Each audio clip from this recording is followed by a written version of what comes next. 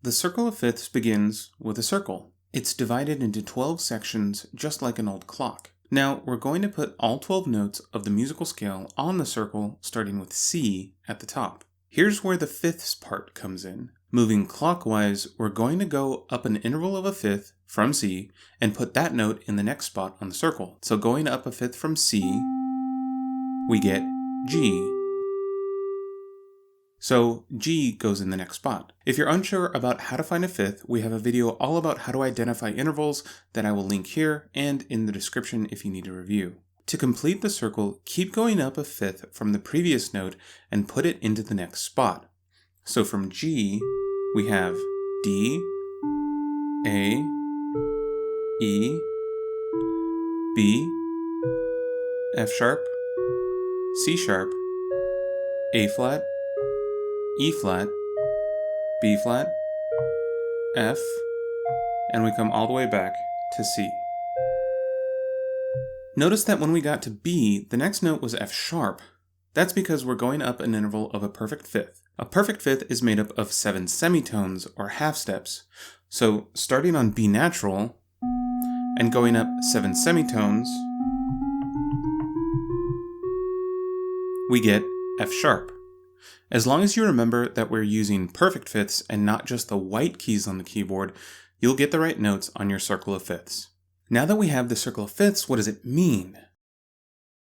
Most often, it's used to show the relationship between the different keys in music. Remember in the key signature videos that different keys have different sharps or flats in them to help identify the key. The circle of fifths helps organize that information in a logical way. Let's take the sharp keys first. If we start at C and go clockwise, each successive key has one more sharp in the key signature. C has no sharps or flats. G has one sharp. D has 2 sharps, and so on. Since there can only be a total of 7 sharps in a key, we get all the way to C sharp, and that is all of the sharp keys. Now if we start on C and go counterclockwise, each successive key has one more flat in the key signature. C has no flats. F has 1 flat. B flat has 2 flats, and so on. But how do we know which notes are sharp or flat in a key? The circle of fifths can help us out there as well. Say we're in the key of A.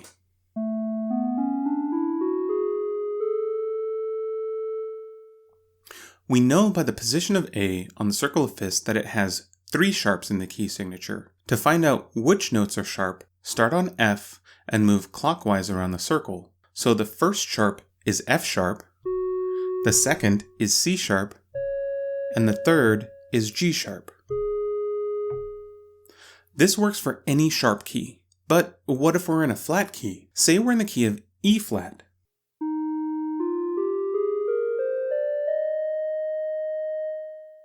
We know by the position of E flat on the circle that it has 3 flats in the key signature. To find out which notes are flat, start on B flat and move counterclockwise. So the first flat is B flat, the second is E flat, and the third is A flat. This works for any flat key.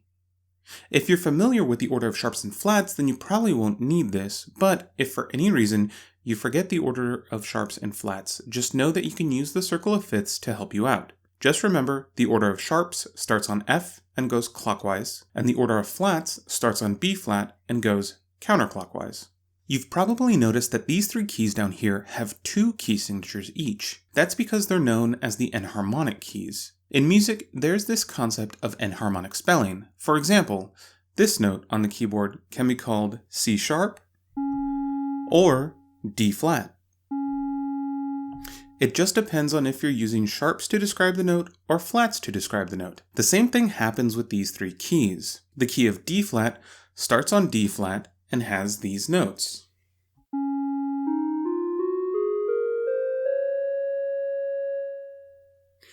The key of C sharp starts on C sharp and has these notes.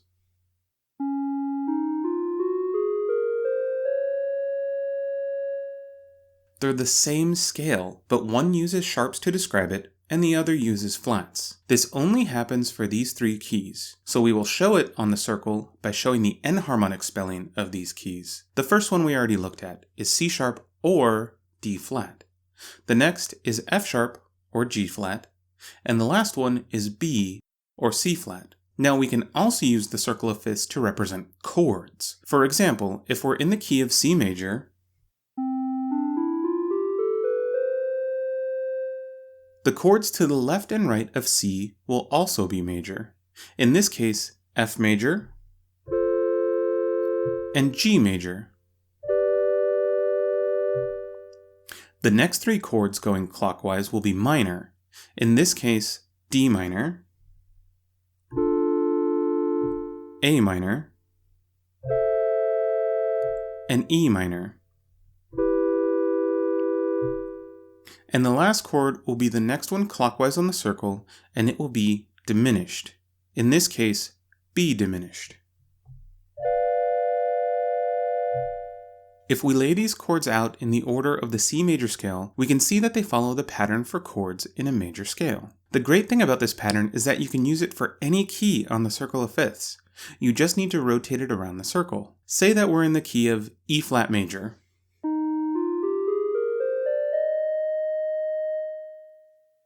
Move the pattern to where E flat is your one chord. The chords to the left and right of E flat will also be major. In this case, A flat major and B flat major. The next three chords going clockwise will be minor. In this case, F minor,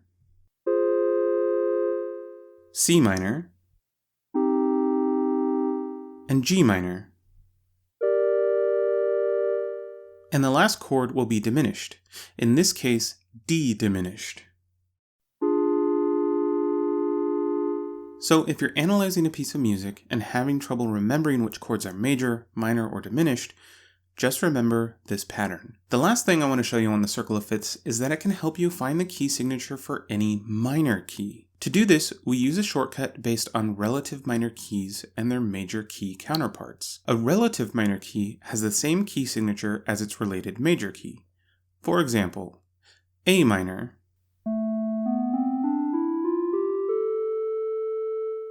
has the same key signature as C major. No sharps or flats. So we can say that A minor is the relative minor of C major, and we can show that on the circle of fifths as a lowercase a to denote minor on the inside of the circle of fifths. So now we can see that C major and A minor share the same key signature. To find the rest of the relative minor keys, you can go up by perfect fifths from A minor, but if you're looking for the relative minor for a single key, I use the 3 half-step trick. For example, if you want to find the relative minor of G major, start on G and go down 3 half steps.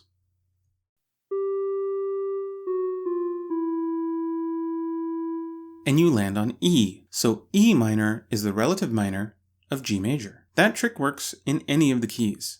Just start on the tonic of the major key and go down 3 half steps to find the relative minor. And that is the circle of fifths. Is it a magical device that has the answers to the universe? Not really. Is it a useful tool for musicians? Yeah, definitely. And there are other ways you can use the circle of fifths too, but these are the ways I'm most familiar with. If you know any other ways to use the circle of fifths, let us know in the comments below. Thank you for watching. If you want to learn more about music theory, please subscribe so you don't miss any new videos. If you want to get access to custom worksheets that go along with these videos, please check out the Patreon link to learn more.